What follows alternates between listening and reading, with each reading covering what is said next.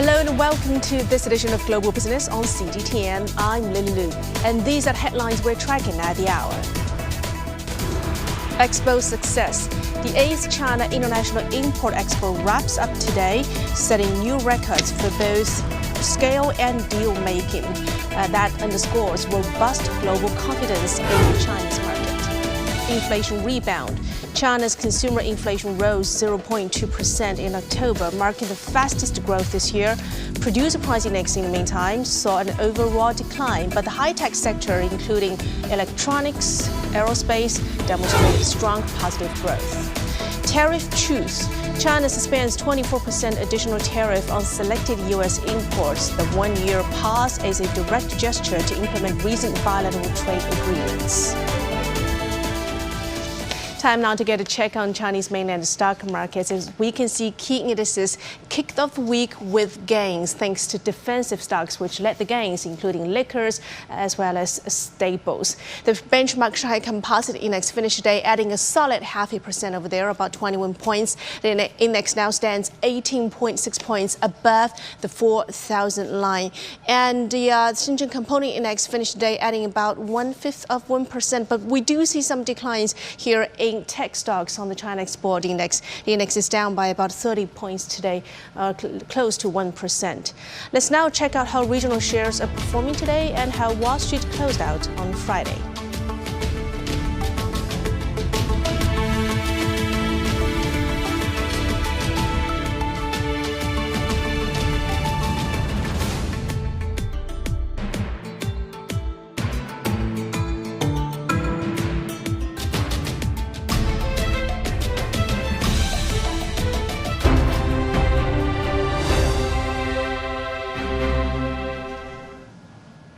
The 8th China International Import Expo concludes today in Shanghai after setting new records for scale and deal making. Cumulative intended transactions reached a record $83.49 billion and a 4.4% increase over last year. And this year's event featured the largest exhibition area and more than 4,000 exhibitors, both all-time highs. Over 83 supporting activities were held, including policy interpretation and investment promotion sessions. The Trade and Investment Matchmaking Conference alone generated over 300 cooperation intentions, with the intended deals exceeding $10.3 billion. And on the final day of the expo, our special program CIIE Openness Continues focuses on the vitality and innovation of the Chinese market. We're examining how the 8th CIIE exemplifies China's commitment to high-level opening up, sharing its vast opportunities with the world, and injecting much-needed certainty into volatile global economy. And now for more, let's go live to my colleague Michael Wan in our Shanghai studio.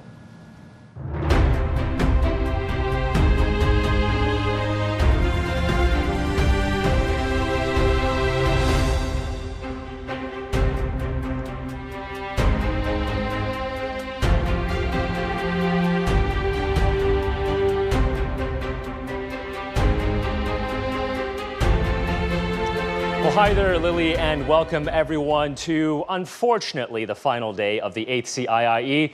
This is, of course, the largest edition since the first Import Expo back in 2018. And throughout these past 6 days, we saw over 4,100 overseas companies from all corners of the world gather under one roof, albeit a very large roof under the National Exhibition and Convention Center about 20 kilometers west of where we are, to explore opportunities in China's super large market. Of course, $83.5 billion in intended deals for this year. That is up 4.4%, another record on that front. At this pace, we can expect after the 9th CIIE to see over $600 billion in intended transactions and deals from the first to the 9th CIIE. But, of course, I get ahead of myself. Let's focus on this year's CIIE because the Import Expo continues to be a global stage for innovation, and a key focus is, of course, on sustainability, with companies from around the world demonstrating how technology on the one hand and green development on the other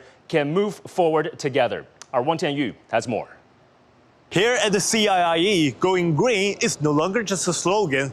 Exhibitors from all over the world are showcasing how innovations and sustainability can go hand in hand. Swiss packaging company Amcor specializes in developing and producing wrapping for food, beverage, and personal care products. Around a third of what it displays at the expo focus on sustainability, including this wrapping film. If you consider what I'm holding here, one of the great value engineering sustainability projects that we've got underway is taking this film from 20 mil down to 12 mil. It means lighter, it means 40% less material. It also equates to 40% less carbon footprint. 95% of our global portfolio is either designed for recycling or reusability. Another global company embracing sustainability is Freudenberg, a German group known for its innovations in materials and energy efficiency. Thanks to these filters and aroma inside, the airflow coming out of here smells very good. Its green footprint aligns with China's efforts to reduce carbon emissions and advance sustainable development. Sustainability is for a long time at the heart of our business at Freudenberg. We use our global expertise in material science with our local innovation power. And this pretty much goes in line with the ambition of China to achieve carbon neutrality, digital manufacturing, and in general, renewable energy development. From packaging to material science, exhibitors at this year's CIIE are proving that sustainable innovation is not just possible, it's already happening. Wang Tianyu, CGTN, Shanghai. Well, also speaking at the CIIE, Siemens board member Matthias Rebellius reaffirmed that the company's commitment to carbon neutrality operations by the year 2030. He stated that this will be accomplished through strategic partnerships in low carbon technology right here in China. Take a listen. We are building lots of data center and to provide the capabilities to leverage AI demand, which is skyrocketing here also in China. So this is a potential for business, but also then we need to have the energy, so we need to have renewable energy integration. Siemens new 2030 zero carbon emissions for China. And this is going to happen. We are fully committed on all of the scope 1, 2, and 3 emissions to support our customers around the globe. And I do see lots of interest and also activities regarding sustainability here in China. We are in China since more than 150 years. Full commitment and innovating in China, for China, but also for global. And in these times where you were referring to with global and economic and political changes, it becomes even more important to get closer to each other and to our partners in China.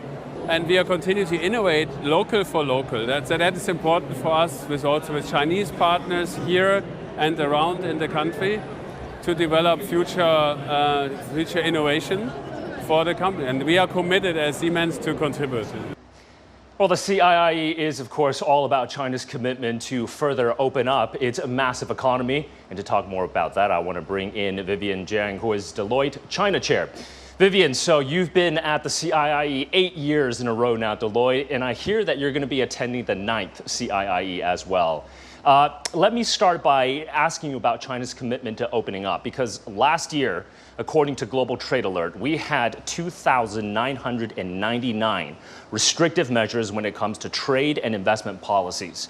Now, for context, in 2009 to 2019, that averaged just 342 per year. So clearly, we are living in a more restrictive global environment when it comes to trade.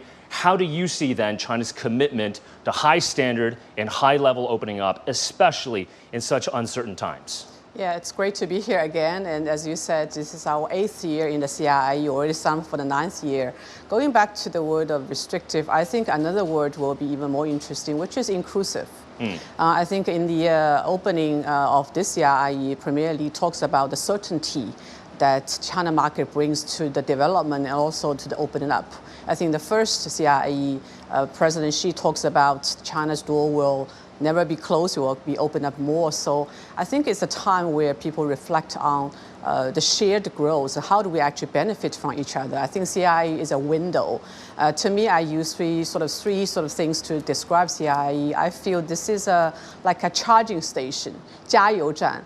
It's also a confidence builder, 加信心, The last one, I think, is the accelerator, 加速器. I think this is what the China market is offering to the world. Right? We bring in, whether it's from trade, from investment, from green development, bring lots of opportunities, not just in China, but really to the world. We open the doors for everybody to participate. Because at the end of the day, I think China will also benefit. Yeah. And also, I think China is continuing to look at how we can increase our soft competitiveness. To me, is the way we do business, the business environment, in order to make sure this is market-driven, it is very international, and it's also very much rule-based. So I think China has been adding on to this complex, dynamic world with certainty, with confidence that everybody should benefit, and we are sharing this world and the economic development together. Yeah, I always reflect on the uniqueness of the Import Expo, because for most countries' economic promotion agencies, we would focus on attracting foreign direct investment in.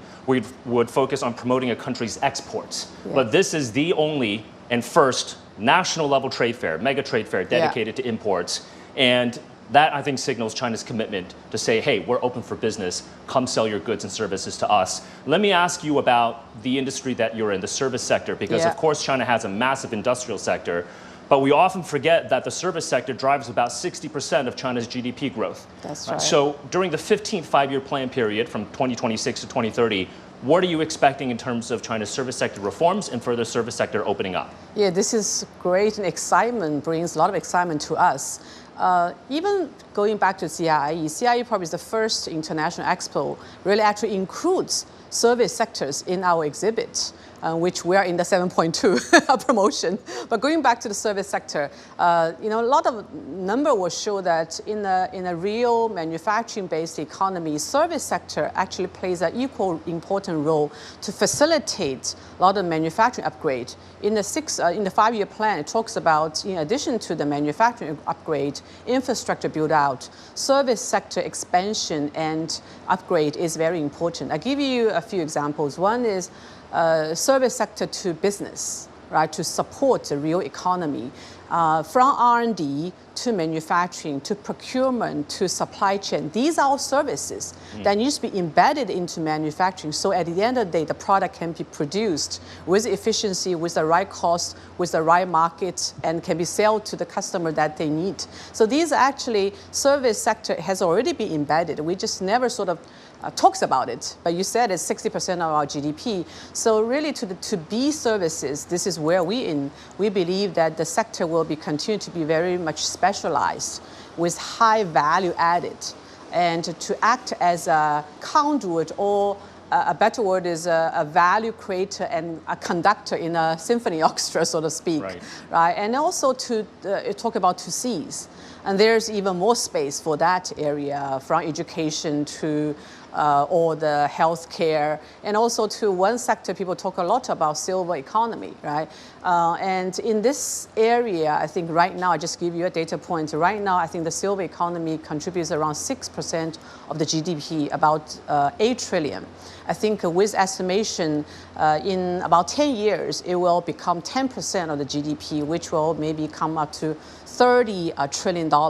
So this is a huge market, the service sector, that's created for everybody to participate. Wow. So we're quite excited about that. Well, let me ask you about consumption in general, because it's estimated that China will import over 15 trillion US dollars worth of goods during the 14th five-year plan period from 2021 to 2025. Now, for our audience, some context, 15 trillion US dollars, what does that mean?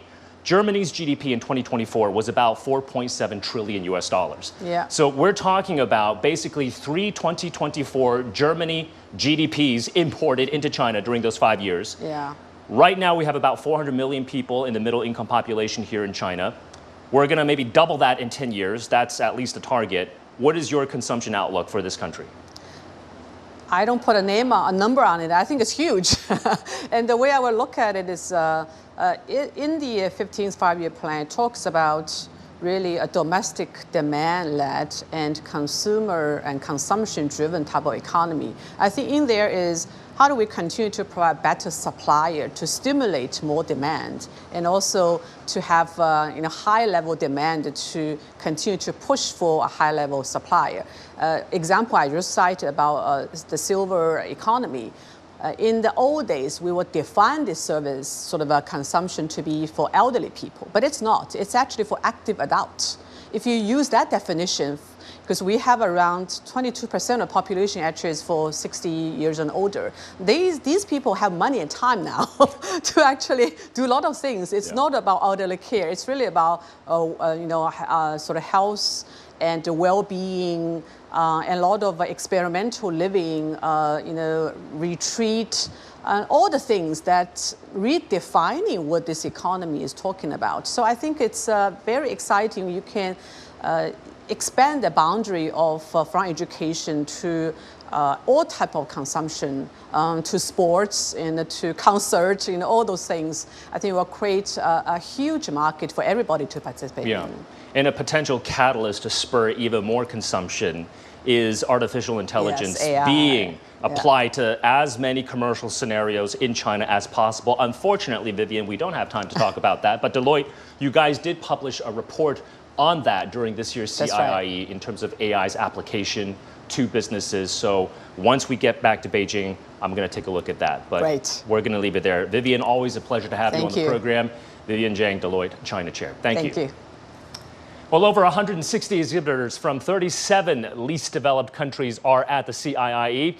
Our reporter CIIE visited the Rwanda National Pavilion to speak to the Rwandan ambassador to China, James Kimonyo. He highlighted 8 years of fruitful cooperation, China's zero tariffs on African products, and how these have benefited the country's economy. The Rwandan ambassador to China is taking me for a tour of their pavilion to try some best specialties from his country. So this is already being exported to China. Some people use it the way it is to mix it with some dishes.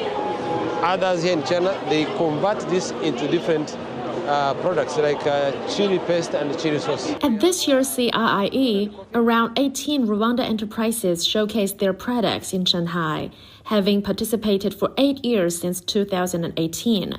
Rwanda has achieved mutual benefits with the Chinese market by exhibiting specialty agricultural products such as coffee, tea, and chili. Chinese consumers, they love them because of the flavor. That's why Rwandan coffee is very famous, because it is grown in higher altitudes, very constant, good climatic conditions, with sunshine and rainfall pattern, which is good, and soils are very good. They are volcanic, very fertile, so it's really organic. With the continuous development of bilateral relations, China has become Rwanda's largest trading partner and one of its key sources of foreign investment. And China's expansion of tariff preferences for African countries has facilitated Rwanda's exports to China as a new model of South-South cooperation.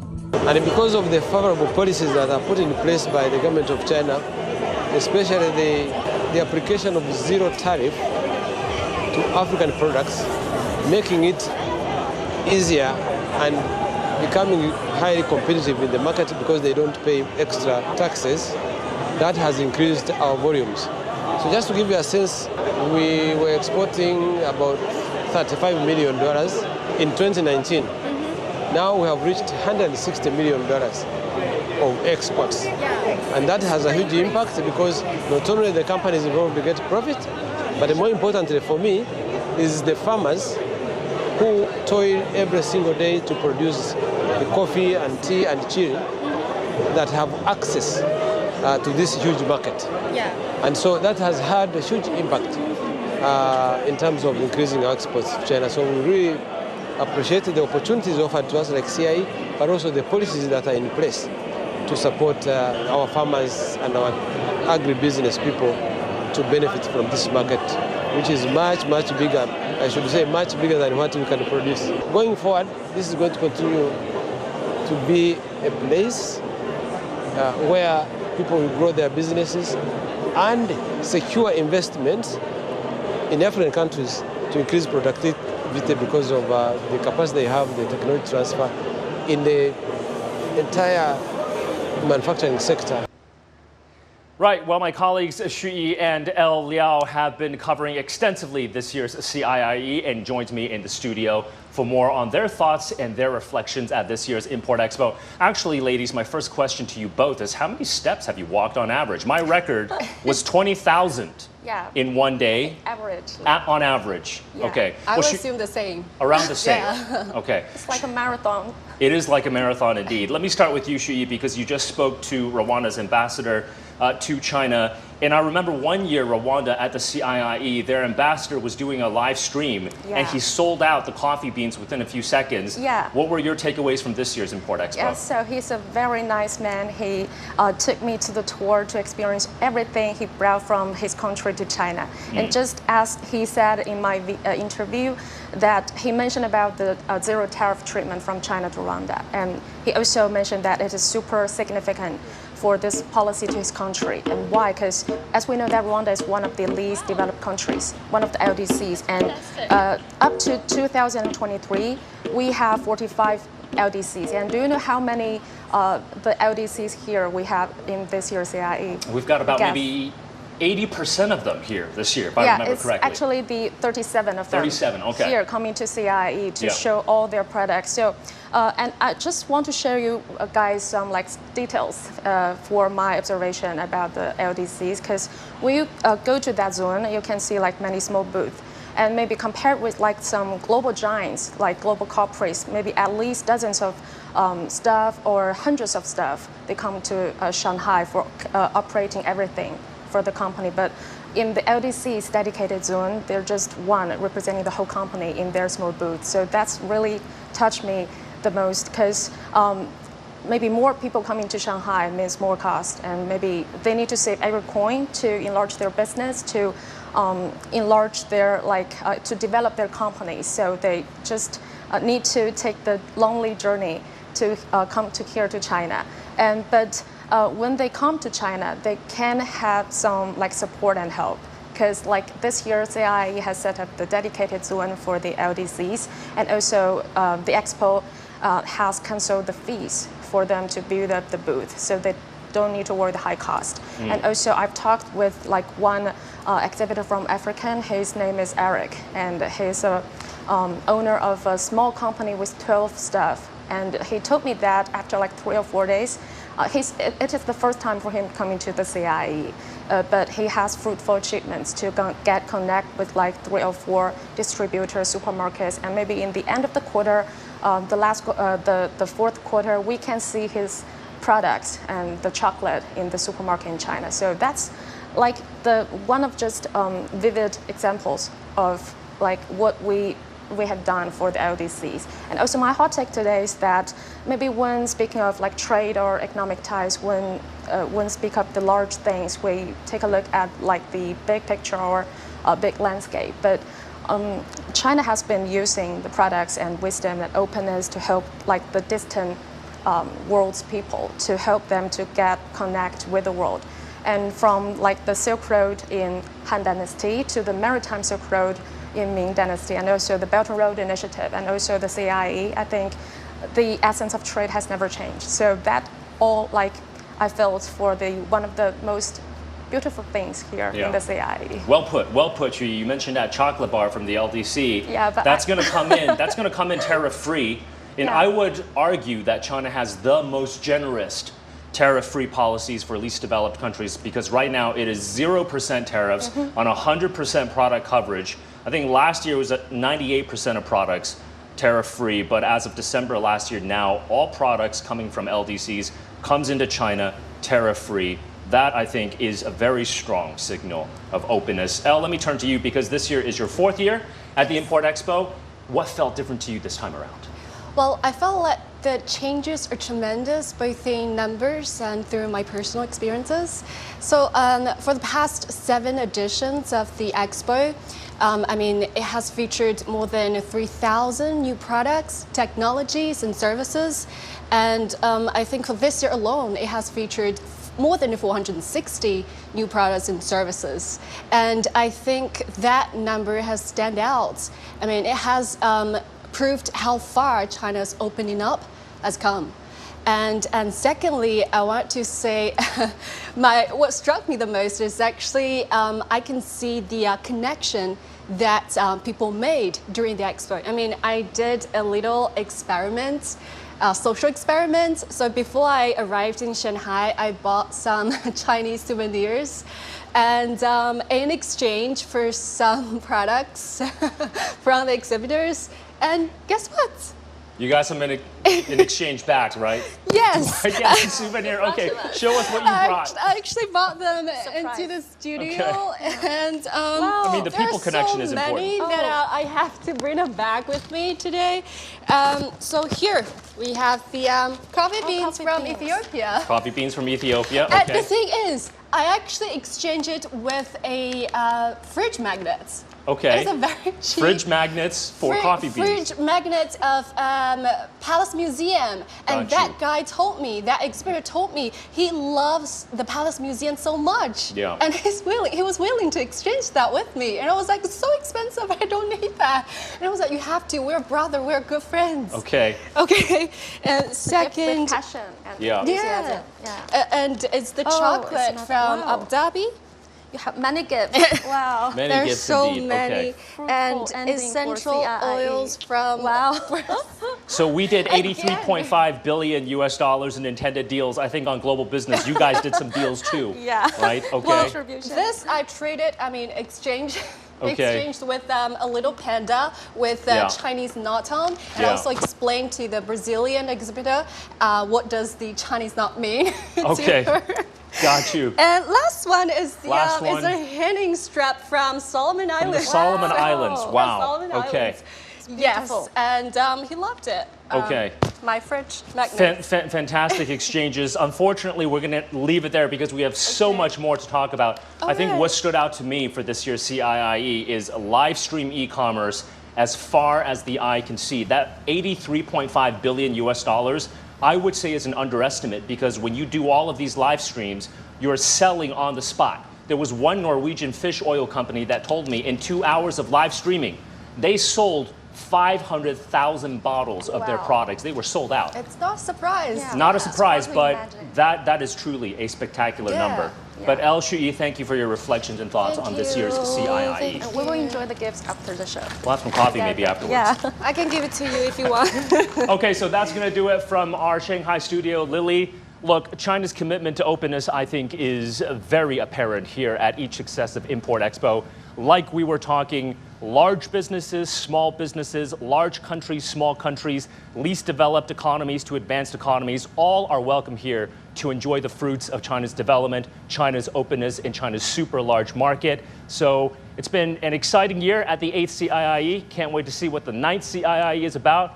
But until then, Lily, it is back to you in Beijing. Thank you so much, Michael. That was a great coverage, and I'm also looking forward to next year's CIIE already. By the way, enjoy the Ethiopian coffee. And you're watching Global Business. Coming up next, inflation rebound. China's consumer inflation rose 0.2% in October, marking the fastest growth this year, while producer prices saw an overall decline, but high-tech sectors, including electronics, aerospace, demonstrated strong positive growth.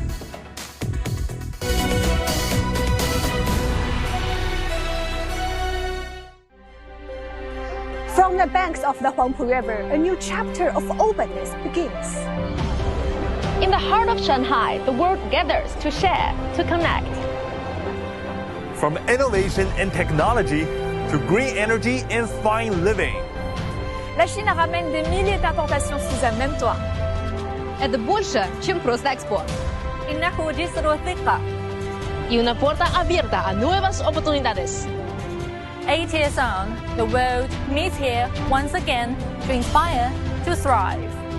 Join us for our special coverage of the China International Import Expo in Shanghai from November the 5th to the 10th, only on CGTN.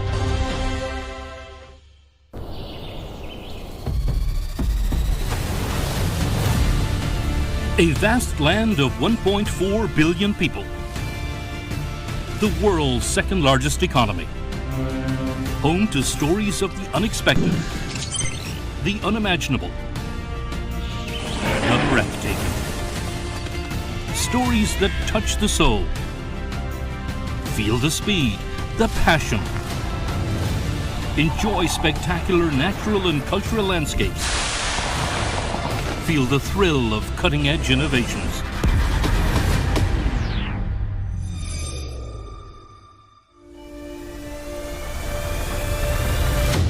Discovering China. Global Biz. China Travel. We present to China never seen before. 24/7 at your fingertips.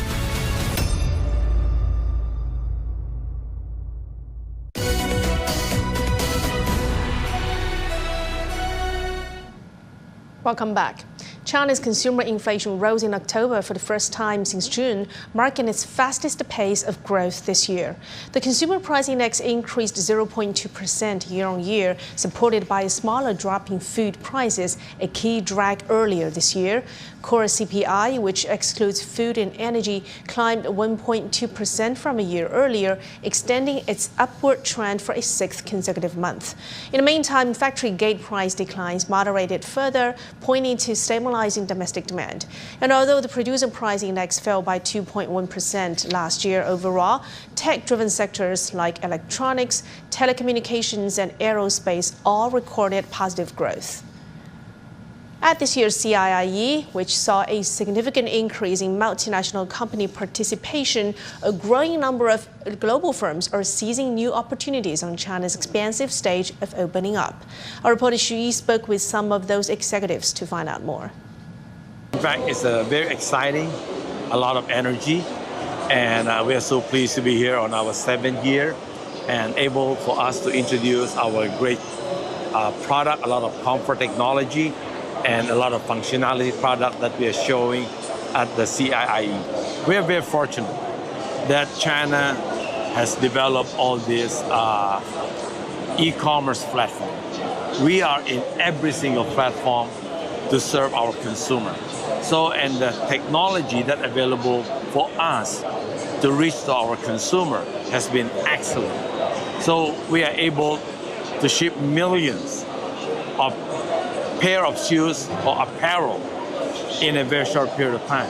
And our e-com platform is very, very advanced, high tech, but at the same time, we also invest heavily in our logistics center, which is a high tech, automated with robotic, and it's just amazing to be in China to have this kind of opportunity. We're excited to be here. This is our 4th year attending the CIIE. I keep saying this is one of the most incredible conferences I've seen in the world. We're also celebrating at this year's CIIE our 30th anniversary here in China. So Alcon's been here now 30 years, right? 80 years globally, but 30 years here in China. And, you know, one of the things we've always focused on is innovation. So, you know, again, one of the great things about CIIE, it gives us an opportunity to debut both current innovations that we're introducing to the market now. You know, China is a very important market that we're going to focus on and continue to invest in. Opportunity, a very unique policy here in China inspires innovation.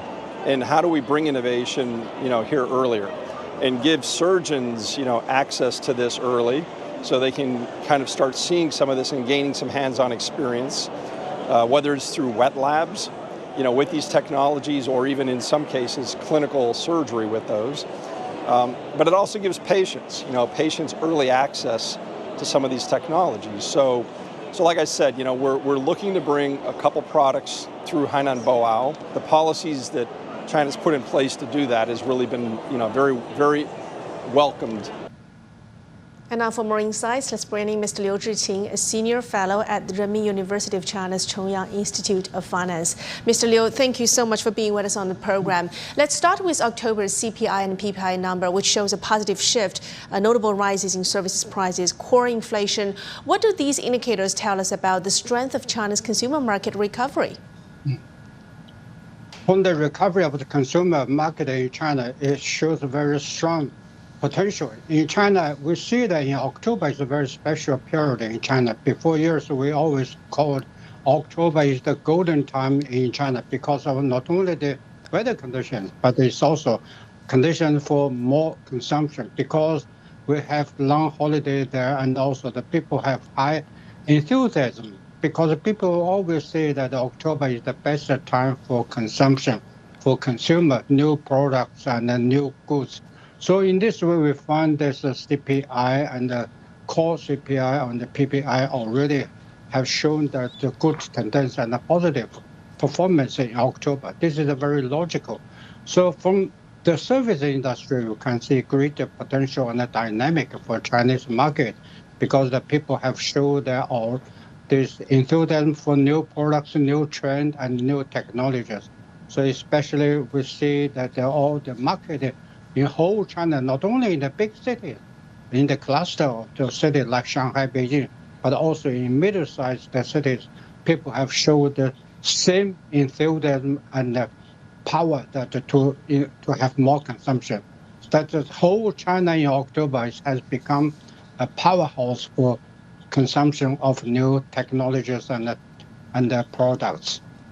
And also, we were just wrapping up our special coverage on this year's CIIE, which saw new records being set both in scale, the number of participants and deals reached, etc. And that all sort of reflects the shifts in Chinese demand towards more premium, innovative goods. So how does the synergy between the CIIE and consumer trends reinforce China's market evolution? And what does this mean for foreign businesses?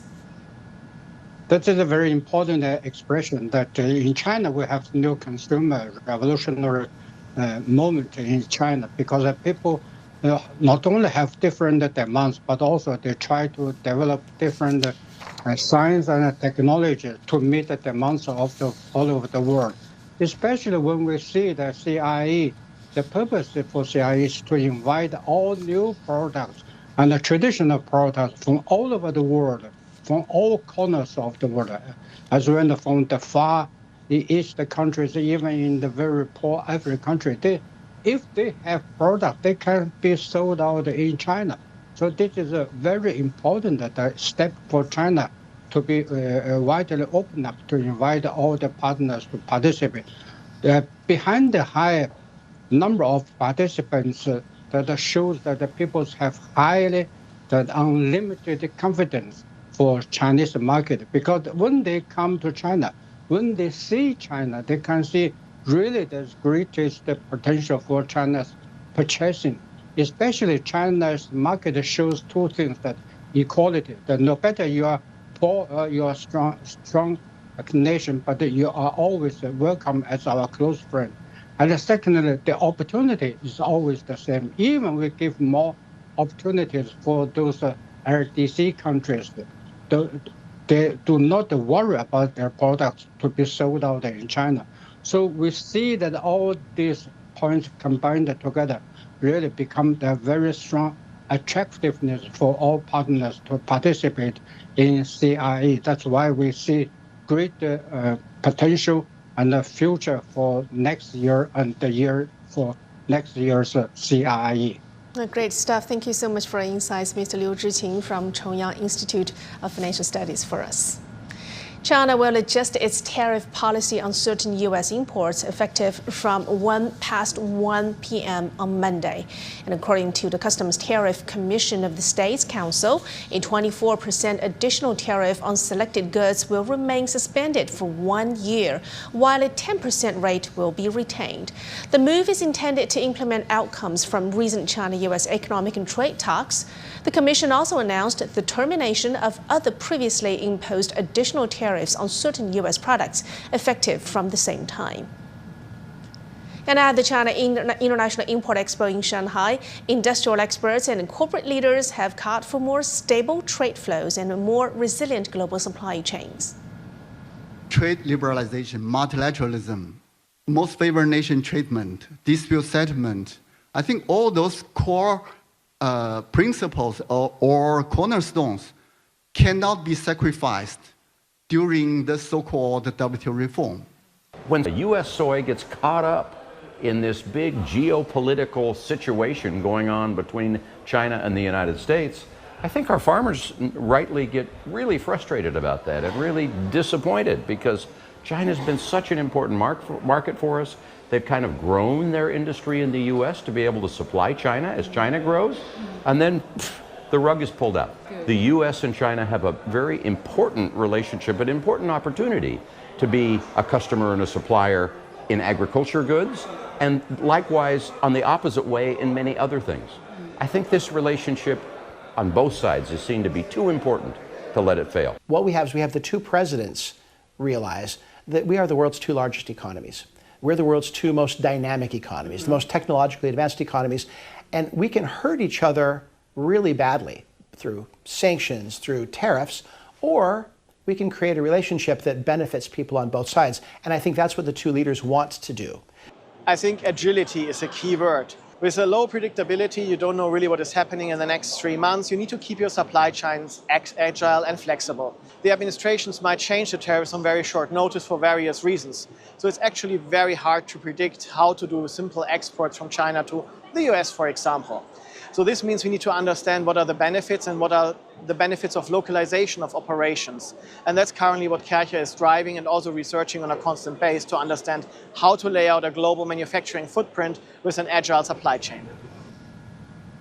And that brings us to the end of this edition of Global Business on CGTN. Thanks for being with us. I'm Lily Lu. Till next time, bye for now.